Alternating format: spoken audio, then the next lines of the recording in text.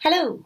We had a great workshop last night, and I wanted to, for those of you who couldn't come along, I wanted to just give a short breakdown of some of the things we covered.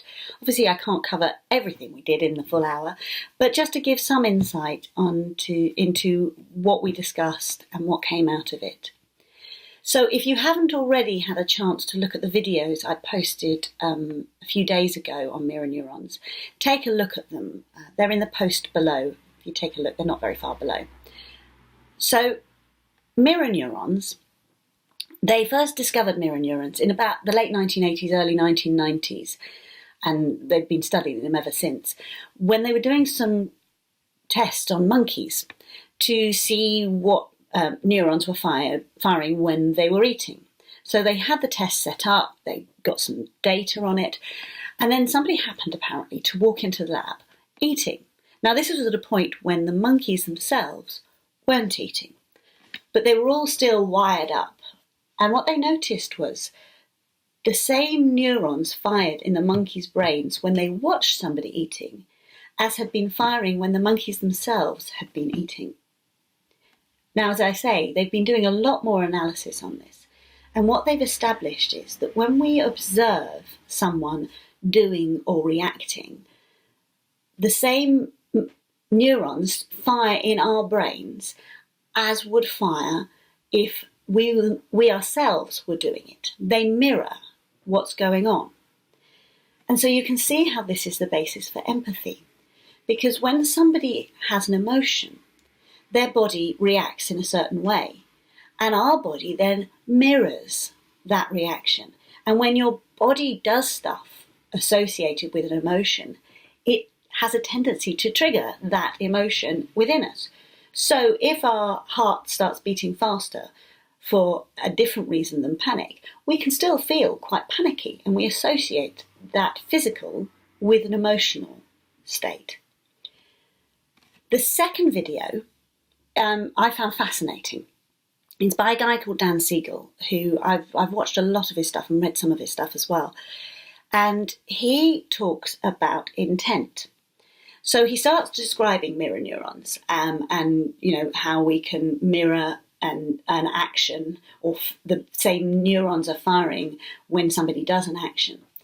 But he makes the point that intent and our understanding of the intent behind that action is hugely important as well. And what he does is he picks up a bottle of water. Now I'm going to use a mug instead. And he picks it up and he starts to drink from it.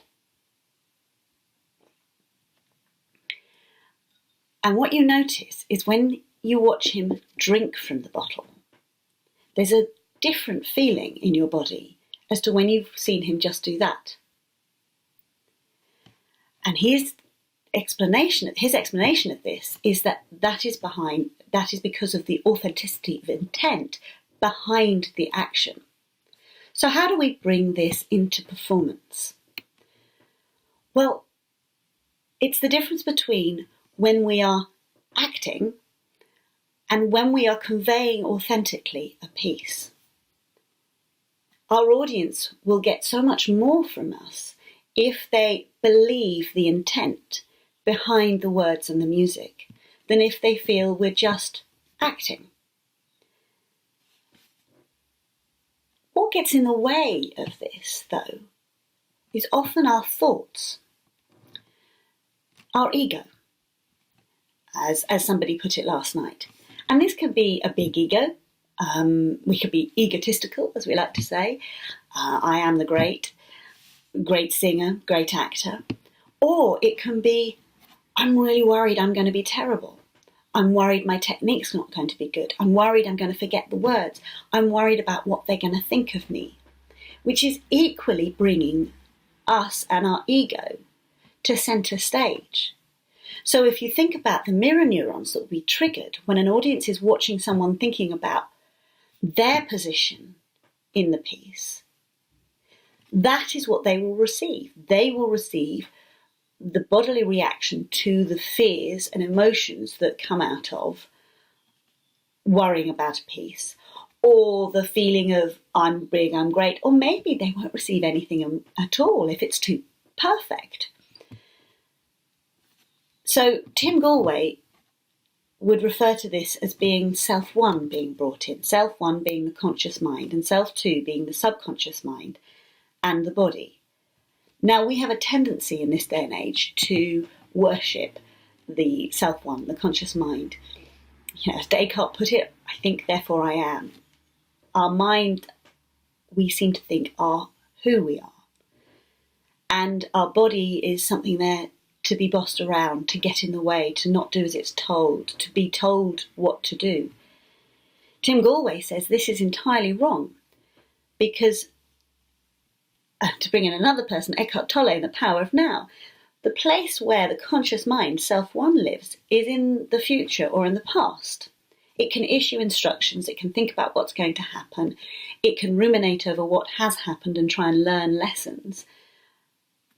But it isn't in the now.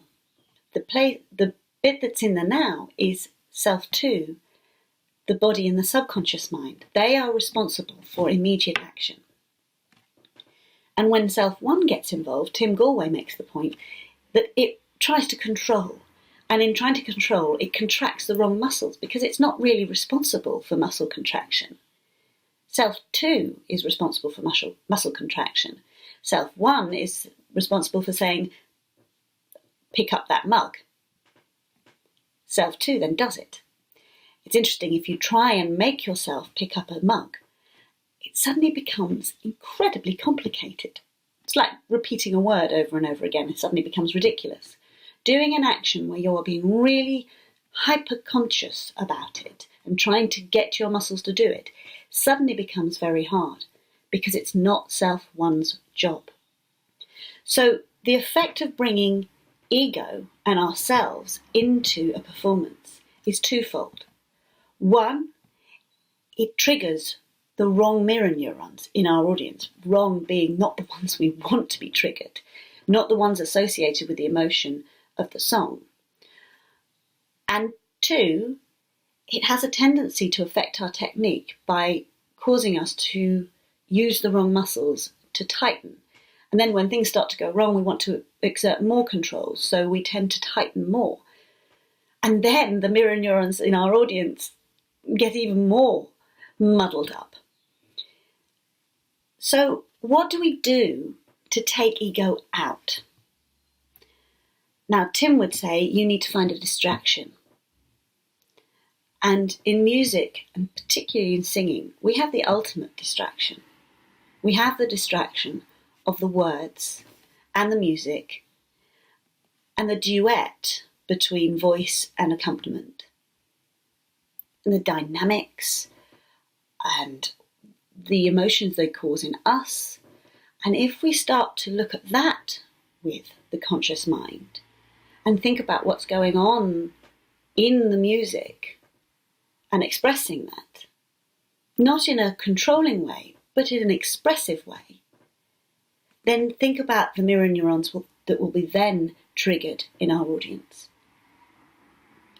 Now, to do this, I would say takes three things. One, preparation. If you know a song inside out, upside down, back to front, you know why the music's doing this at any point, what the words mean, what the dynamics are, what the instructions are around it, what the composer has put in, where you can pull it around, where you can't pull it around. If you know all of that, then you can rely much more on your muscle memory. And also, you're less likely to let the ego come in and worry about it. The second thing I would say, and I'm really hot on this, is to remember why we do what we do. We do it because we love it. We do it because it brings us joy. So to really wallow in the joy of singing, whether that's a sad song or a happy song, we can still really enjoy it. And thirdly, and this is where my next workshop is going to be on this aspect, it's having the courage to be vulnerable, to show ourselves and and be okay with showing who we really are. Because in doing that, our audience will have access to an authenticity of intent. With all of those three things, our audience will have access to the music in its best form, performed in the best way. So I hope this little snippet has been of some use. Please feel free to comment underneath, and thank you for joining The Inspirational Singer. I look forward to seeing you soon.